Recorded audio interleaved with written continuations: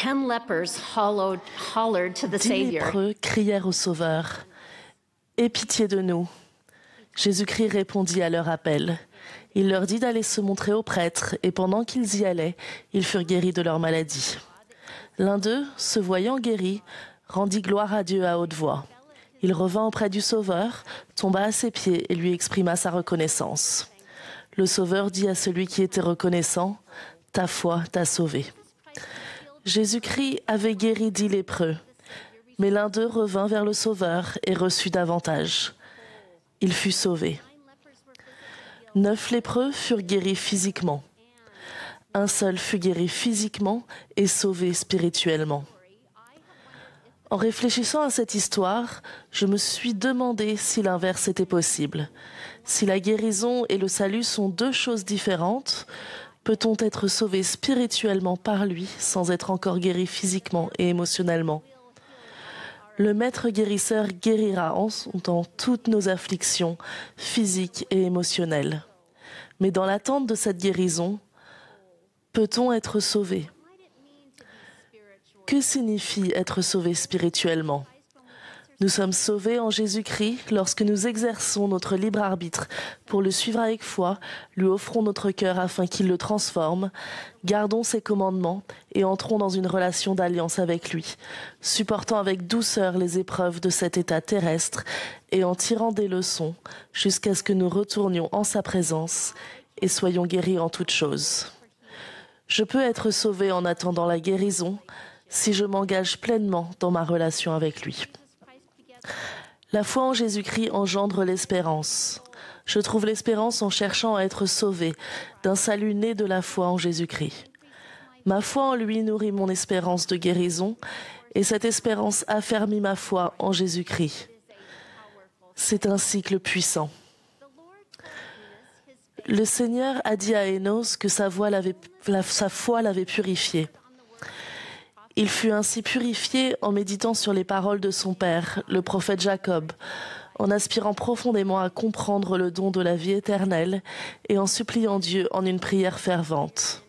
C'est dans cet état de désir et d'humilité que la voix du Seigneur lui parvint, lui annonçant que ses péchés étaient pardonnés.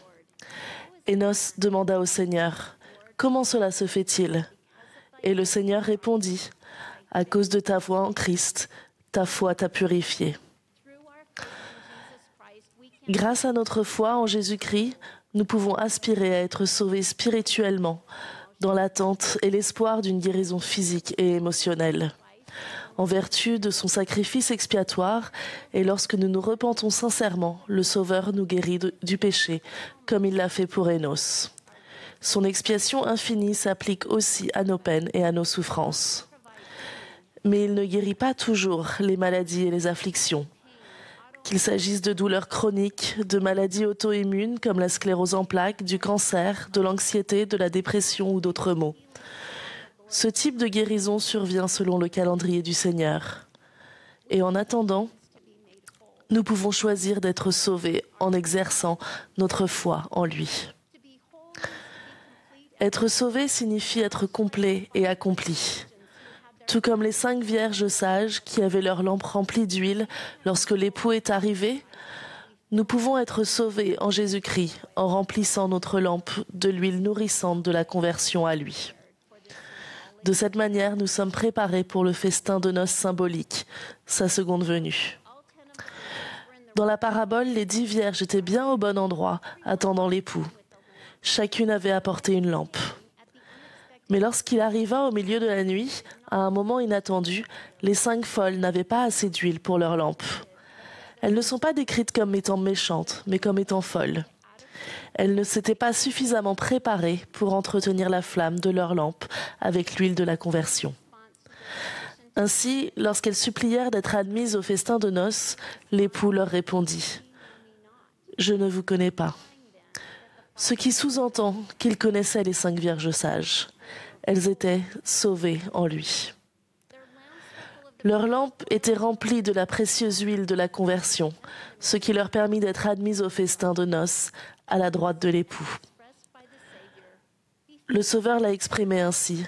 Soyez fidèles, priant toujours, tenant votre lampe prête et allumée, et ayant de l'huile avec vous, afin d'être prêts au moment de la venue de l'époux. Une magnifique sculpture représentant les 5 vierges sages a récemment été installée à Temple Square, juste devant les portes du bâtiment de la Société de secours, à l'ombre du temple de Salt Lake City. Il s'agit d'un emplacement idéal pour illustrer le sens de la parabole. Car lorsque nous contractons des alliances et les respectons, en particulier celle offerte dans la maison du Seigneur, nous remplissons notre lampe de l'huile de la conversion. Bien que les femmes représentant les 5 vierges sages ne partagent pas l'huile de leur conversion, elles répandent leur lumière en levant haut leur lampe, remplie d'huile et brillant intensément. Il est important de noter qu'elles sont représentées se soutenant mutuellement, épaule contre épaule, un bras autour de l'autre, échangeant des regards. Elles invitent ainsi autrui à venir vers la lumière. En effet, nous sommes la lumière du monde. Le Sauveur a déclaré « Je vous donne d'être la lumière de ce peuple. Une ville située sur une montagne ne peut être cachée. Allumons-nous une lampe et la mettons-nous sous le boisseau? Non, mais on la met sur le chandelier et elle éclaire tous ceux qui sont dans la maison. C'est pourquoi que votre lumière luise ainsi devant ce peuple, afin qu'il voie vos bonnes œuvres et glorifie votre Père qui est dans les cieux. » Nous avons le commandement de répandre sa lumière. Alors veillez à ce que votre lampe soit toujours remplie de l'huile de la conversion à Jésus-Christ et gardez-la prête et allumée. Puis faites briller cette lumière. Lorsque nous faisons briller notre lumière, nous apportons à autrui le réconfort de Jésus-Christ, nous approfondissons notre conversion à lui et nous pouvons être sauvés tout en attendant la guérison. Et en faisant briller notre lumière avec éclat, nous pouvons ressentir de la joie, même dans l'attente. Un exemple scripturaire illustre bien le principe selon lequel nous pouvons être sauvés en nous convertissant à Jésus-Christ et en puisant de la force en lui, même lorsque nous attendons d'être guéris. L'apôtre Paul était affligé par ce qu'il appelait une écharde dans la chair. À 3 reprises, il demanda au Seigneur de l'en délivrer. Le Seigneur répondit à Paul « Ma grâce te suffit, car ma puissance s'accomplit dans la faiblesse. » Ce à quoi Paul répondit « Je me glorifierai donc bien plus volontiers de mes faiblesses, afin que la puissance de Christ repose sur moi. C'est pourquoi je me plais dans les faiblesses, dans les détresses pour Christ, car quand je suis faible, c'est alors que je suis fort. » L'exemple de Paul suggère que même dans notre faiblesse, notre force en Jésus-Christ peut être rendue parfaite, c'est-à-dire complète et entière. Ceux qui luttent contre les difficultés de la condition mortelle et se tournent vers Dieu avec foi, comme Paul, peuvent recevoir la bénédiction de mieux le connaître. Paul n'a pas été guéri de son affliction, mais il a été sauvé spirituellement en Jésus-Christ. Et malgré l'adversité, la lumière de sa conversion à Jésus-Christ et la force qu'il puisait en lui resplendissaient, et il était dans la joie. Dans son épître aux Philippiens, il s'exclama « Réjouissez-vous toujours dans le Seigneur. Je le répète, réjouissez-vous. » Frères et sœurs, la réponse est oui. Nous pouvons être sauvés spirituellement, même en attendant une guérison physique et émotionnelle. Être sauvé ne signifie pas nécessairement être rétabli physiquement et émotionnellement dans cette vie.